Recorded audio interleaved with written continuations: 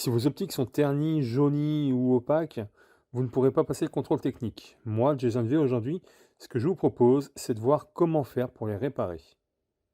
Alors, il y a plusieurs possibilités. Vous pouvez faire soit à la machine, soit à la main. Si vous faites à la main, vous prenez un papier à poncer. Pas besoin de prendre de cale, sauf si vous avez une cale souple. Il vous suffit de le plier comme ça pour avoir une surface abrasive des deux côtés. Ce que je vais faire, c'est un ponçage à l'eau.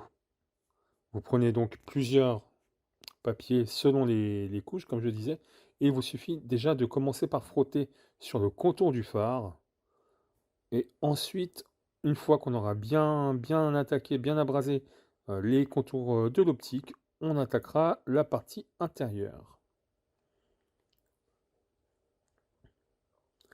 Alors, comme vous avez vu dans le titre de la vidéo, on va utiliser la lampe d'Aladin, qui est un produit assez magique, qui va vous permettre de revernir l'optique sans avoir à utiliser de bombe ou de pistolet et de vernis. Pour ce faire, vous allez commencer par le grain le plus gros, donc moi je commence en 180, et petit à petit je vais remonter vers des grains plus fins, donc 280, 360, 600, 800, 1200.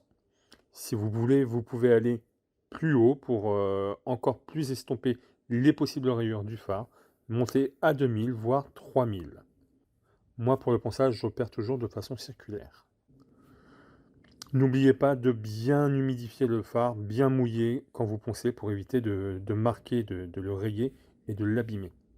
Entre chaque étape, je rince, j'essuie. N'hésitez pas à bien insister lors des premiers passages, car plus votre premier ponçage sera efficace, meilleur sera le résultat. Alors pour travailler, moi ce que je fais, c'est je travaille avec du bon scotch de masquage. Alors vous pouvez prendre du masquage de peinture, mais ça résiste très mal à l'eau. Moi celui que j'utilise, c'est un scotch spécial masquage et c'est du 3M. Il est en revêtement plastifié et vraiment là j'ai aucun risque de traverser quand je ponce. Je conseille vraiment de prendre un bon masquage de qualité. Et en plus, celui-ci se colle parfaitement à la carrosserie et il sera très facile à retirer. Alors pour toutes les étapes de ponçage, si vous le faites à la main, comptez environ 3/4 d'heure, 1 heure. Si vous prenez vraiment le temps de le faire, vous pouvez mettre plus de temps, il n'y a pas de souci. Comme je vous le dis, plus ce sera un ponçage efficace, meilleur sera le résultat. Arrive maintenant l'étape cruciale de notre réparation, celle qui va rendre sa jeunesse à notre optique.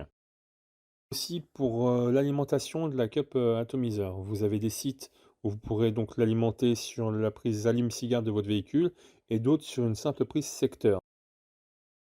Et donc une fois que le produit est chaud, il y a une vapeur qui se dégage, on peut commencer à l'appliquer sur l'optique. On y va gentiment donc de bas en haut. On peut y aller de gauche à droite ou de droite à gauche, ça n'a pas d'importance, c'est vraiment dans le sens où vous vous sentez le mieux. Mais y aller de droite à gauche sans toucher le phare parce qu'on va déposer un léger film sur l'optique et donc ça risquerait de laisser des traces si vous avez le bec de la lampe dans la main qui touche le phare. Ça y est, il monte en température et on voit la magie opérer. Voilà, c'est juste magnifique. C'est une opération que vous pouvez tous faire chez vous. Vous voyez comme c'est vraiment magique, hein.